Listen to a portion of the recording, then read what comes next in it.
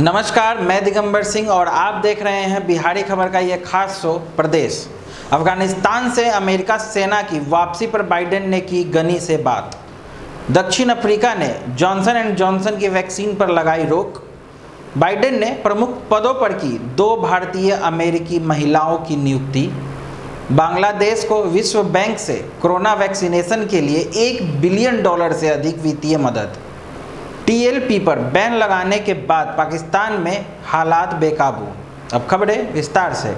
अफगानिस्तान में अमेरिकी सेना की वापसी पर बाइडेन ने की गनी से बात। अमेरिकी सेना के अफगानिस्तान से 11 सितंबर तक वापसी के बारे में राष्ट्रपति जो बाइडेन ने अफगानिस्तान के राष्ट्रपति अशरफ गनी से फ़ोन पर बात की है। इसकी जानकारी अफगानिस्तान के राष्ट्रपति अशरफ गनी ने खुद दी है। गनी ने कहा है कि राष्ट्रपति बाइडेन का फ़ोन आया था जिसमें सितंबर तक अफगानिस्तान से अमेरिकी सेना की वापसी पर चर्चा हुई। इस दिशा में अफगानिस्तान सहयोग करने के साथ ही शांति प्रयासों में अपने अमेरिका और नाटो की भागीदारी के साथ साथ काम करना जारी रखेगा। अफगानिस्तानी राष्ट्रपति ने कहा कि हमारी सेना देश की सुरक्षा व अपनी सीमाओं की रक्षा करने में पूरी तरह से सक्षम है। अमेरिका और नाटो अफगानिस्तान की सुरक्षा के लिए जो भी कर रहे हैं, हम उसके लिए आभारी हैं।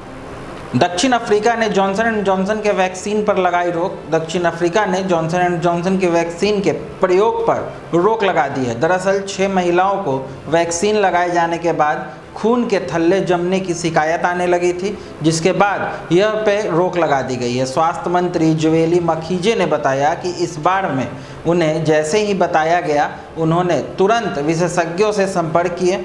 उन्होंने सलाह दी कि फूड एंड ड्रग एडमिनिस्ट्रेशन के निर्णय को हल्के में नहीं लिया जाना चाहिए। उन्होंने बताया कि उनकी सलाह के अनुसार उन्होंने अस्थायी रूप से वैक्सीन के प्रयोग पर रोक लगा दी है। हालांकि 2,89,787 स्वास्थ्य कर्मियों को पहले ही वैक्सीन लगाई जा चुकी है। स्वास्थ्य मंत्री ने सभी को धैर्य रखने की सलाह दी है। बाइडेन ने प्रमुख पदों पर की 2 भारतीय अमेरिकी महिलाओं की नियुक्ति। अमेरिका के राष्ट्रपति जो बाइडेन ने अपने प्रशासन के 2 शीर्ष पदों पर भारतीय अमेरिकी महिलाओं की नियुक्ति की है। बाइडेन के इस निर्णय को दोनों महिलाओं की पदोन्नति के रूप में देखा जा रहा है।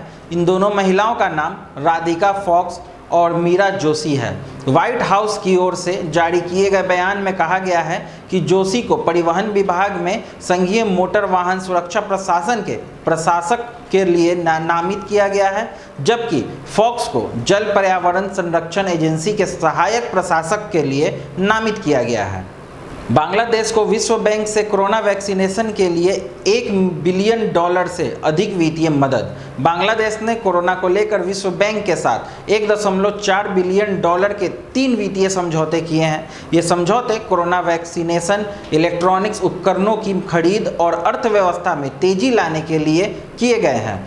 इसके अलावा कोरोना इमरजेंसी रिस्पॉन्स और पैंडेमिक प्रिपेयर्डनेस प्रोजेक्ट के लिए $5,000 मिलियन की अतिरिक्त राशि दी गई है। इसके तहत बांग्लादेश के 54 मिलियन लोगों को वैक्सीनेट करने में मदद मिलेगी। इस परियोजना से राष्ट्रीय स्वास्थ्य प्रणाली को मदद मिलेगी और विश्व में हेल्थ इमरजेंसी से लड़ने में मदद मिलेगी। बांग्लादेश सरकार के आर्थिक संबंध प्रभाग की सचिव फातिमा यास्मीन ने बताया कि इस वित्तीय मदद से व्यापक स्तर पर लोगों को वैक्सीनेट करने में मदद मिलेगी। टीएलपी पर बैन लगाने के बाद पाकिस्तान में हालात बेकाबू। पाकिस्तान में कट्टर इस्लामिक तहरीक-ए-लबैक पाकिस्तान को 1997 के आतंकवाद रोधी अधिनियम के नियम 11B के तहत प्रतिबंधित करने के बाद हालात बेकाबू हो गए हैं। मौलाना साद रिजवी के समर्थन में हजारों की संख्या में लोग सड़कों पर उतर गए हैं।